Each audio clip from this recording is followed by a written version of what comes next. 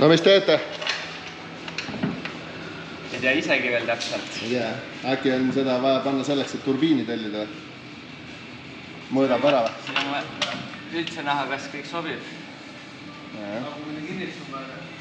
Ja, no turbiini mõõtmiseks oleks tegelikult hea ka see tolerants ära mõõta, sest ma tean seda, et seal tekib kohe küsimusi. Seal täit nimekirjas ei olnud, aga ma läks veidi pakkuda. Jah, see küsimus tuleb, ma tean. Oleks vaja 17 võtit.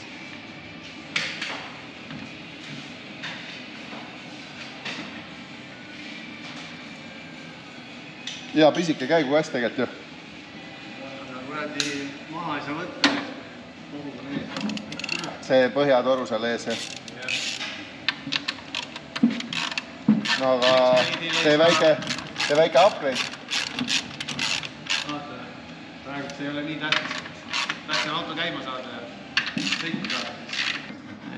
Ai, sa kurivaim rats. 2 milli ei puudu rats. Ega laseme lõdvemaks. Ikka. Lase natuke lõdvemaks, siis saab käest tabu. Tõenlikku vahele, jah? See on see, et head võistlustel ei ole.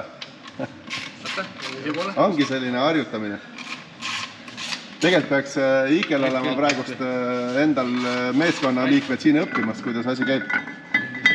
Siu. Võid kinni tagasi kätte, jah? Ait küll, keele kinni. 2 polti sisse ja siis saab juba siin mõõta ja tee need mõõtmised igaks arvest. Mida ma mõõdan? Ma ei tea, mis on seda eelmisel koolil oli konkreetne Jah. aga sellel firmal ei ole seda.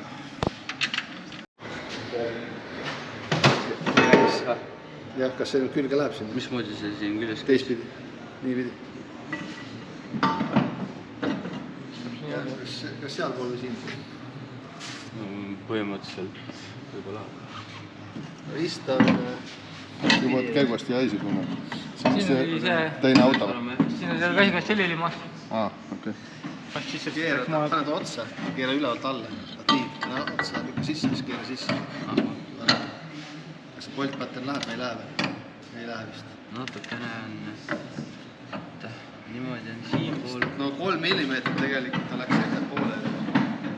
Siis ta peab olema auto, peab olema 3 millimeetrit möödas. Ja siis ta läheb niipidi. Siis tuleb auk tuleb 3 millimeetrit ette poole. Aga kas me jätame tahaks alla? Ja. Nii ta peaks olema, jah.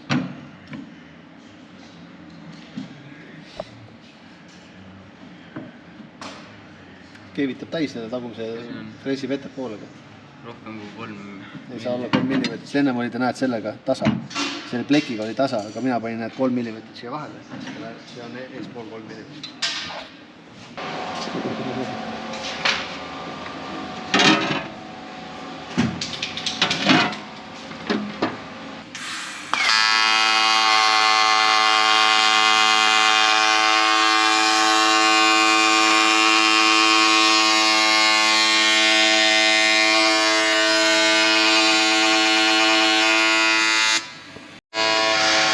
Mis asja?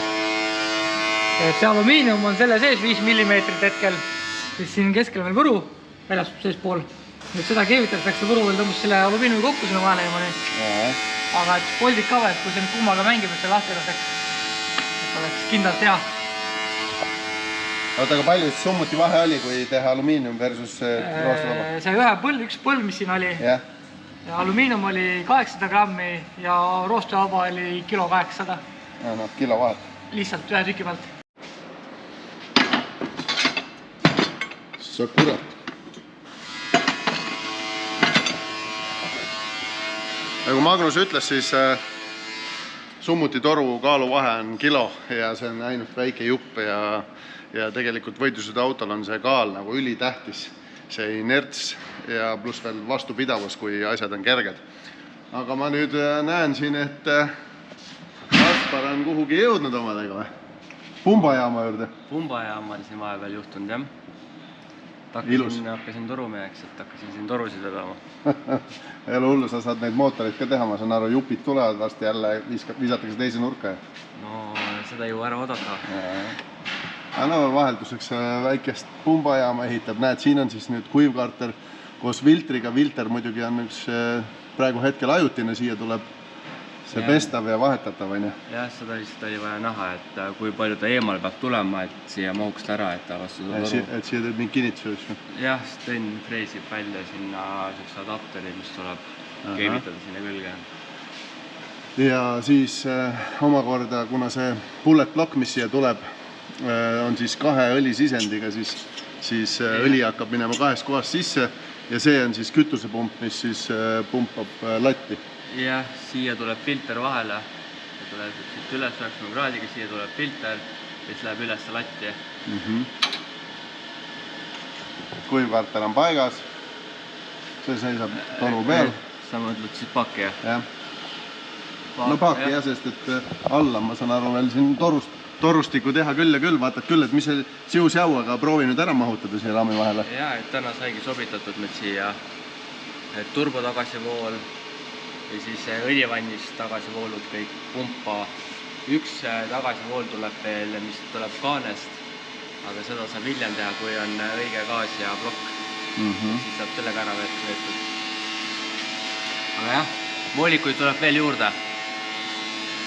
Jah, ja tegelikult ma praegu vaatan, siis vahest on olnud niimoodi, et on karteri surve on veidike liiga suur, et õli saaks tagasi voolata ja kuivkarter ei tee piisavalt palju siia õrendust või vaakumit sisse, siis tihti pannakse siis see toru otse siia pumpa, nagu meil endal kunagi oli, aga see tegelikult selgub alles siis, kui me hakkame testima. No jah, väike vaakum peaks siin õlivannis nagu nii olema. Ja, aga ei ole, sellepärast, et siis kui olenevalt kolvi disainist, mida me kasutasime, siis üks kolvi tüüp tegi seda, et meil oli karteris kogu aeg üks parr üle rõhku.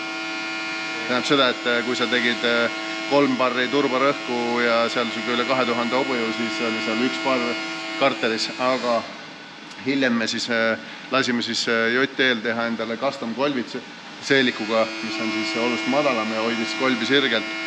Ja me saime niimoodi, et me saime kuskil 0,2 parri juurde selle karteri surve ja see vähendas siis kõikides torudes vastusurvet ja siis tuulutusest ka midagi enam välja ei visanud.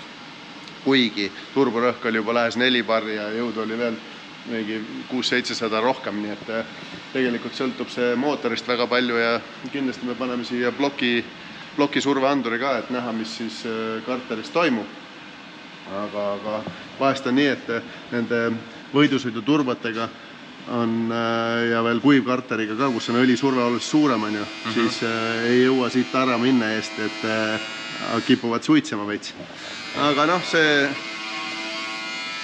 sealt saab nagu lahenduseks veel, et me saame pealevoolu natuke piirata ja siis vajadusel ka siis selle toru otse siia imu poolde viia. Ja see selgub. Algus me nagu nii siin ei tee mingid 4 parri puusti. No jah, alustame rahulikult. Jah, paar nädalat vähemalt. Ja siis, ma võin nii palju ka öelda, et kui mäletan, meil oli 3,8 liitrit V6, sõitsime seal 3,6-3,8 parri turborõhuga, siis sama hobuju saavutamiseks selle konkreetse mootoriga me oleme kindlasti üle 5 parri, võib-olla isegi 6 parri, nii et ma tean seda, et nad sõidavad 7-8 parri turborõhuga. Kujutad ette või? No jah, samas kui vaadata selle sisselaske ja väljalaske porti, siis on aru saadame. Ja, seda on vaja ikkagi läbi suruda. Väga.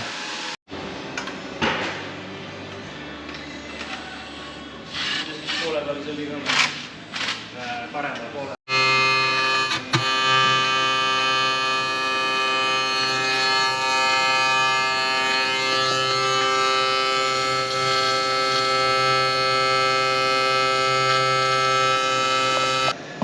No tere!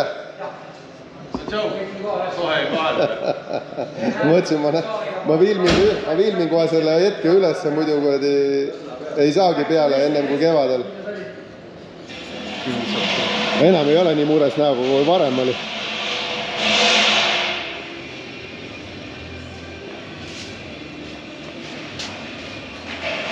Aga Hellcatiga enam rajale ei lähe, nii? Ma arvan ka. Heldet saab juba oma vanad pidurikettad ja kõike saatad see tagasi. Väga hea, ega sul ei ole vaja ka, sul pole aega ka. Sa pead hakkama sellega sõitma. Proovi istumine. Pane rool ka, valdust küll. Läheb muute.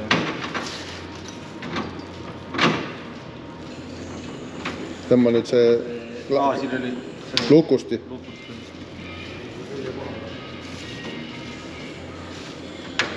Pole selle oma.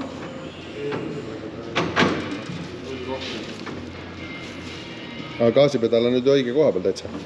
Vaata kand nagu selles mõttes, et sul põlv ei läheks vastu.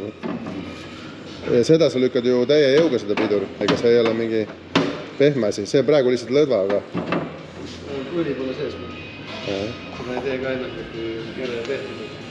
Muidu topelt töötab. Polegi vaja see ümber pidada, nii palju ededanud. Pagiga. Esimene pagi. Ei on nähtud ju, on siin mingid sellised tuplist pea on väljas, ma vaatan, et küll on. Need on päris pagid, jah. Pedaali tahaks nagu siia jätta, kuigi see on nagu pool käiku. Peas on pool käiku. Seda näeb ennem alles siis, kui on õli sees, kui palju ta reaalselt alla vajub. Aga jääb suht kõrgele jääb see pedaal või? Seal tuleb põrandaplekk ka natukene. Sinna saab teha, aga ega sa sinna ei jää nagu kanda toetama. Aga sul seda nii päkanud ei vajutada seda. See on sõiduauto. Sa ei saa sidurit vajutada niimoodi. Või pidurit tähendab, sa pead pidurit vajutama sellel ikka tugevalt. Et samamoodi steitsimise käigus ja burnout'i eel ja finišis samamoodi. Sa sõidad kahe pedaaliga, sa ei sõida nii, et sa ei tõsta paremat pidurile. Mitte kordagi sa paremat jalga piduri peale ei pane. Ainult vasakuga. Ja vasakuga ja sa steitsid põhimõtteliselt pidur all ja gaas ja pidur ja lähed, hoiad gaasi ühe koha peale, lased pidurit järgi ja niimoodi. Et sa piduriga ainult mängid, kui sa liigud. Gaas on sul ühe koha peal paigal. See ongi see koht, kus vanamees peab harjutama. See on see, kus kohas tegelikult 20-aastane õpib ruttu ja 45-ne ei õpi enam. Ja, ma nägin juba jäärajal seda, et 20-aastane. Teeb lutti juba, nii? Ei, ma poisiga käisin nädalavahetusel Kosel. Päris äge oli selles mõttes. Kui pole manuaaliga sõitnud mingi, ma ei teagi pitalt, siis oli päris huvitav. No vägev. Aga ei, natuke aega, paari ringi pealt oli selge.